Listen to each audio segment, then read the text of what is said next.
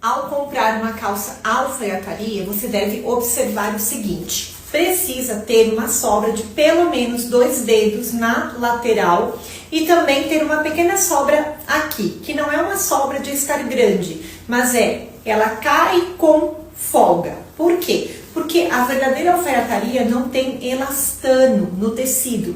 Então, para que você tenha mobilidade e conforto, até mesmo ao sentar, por exemplo, tem que ter essas medidas.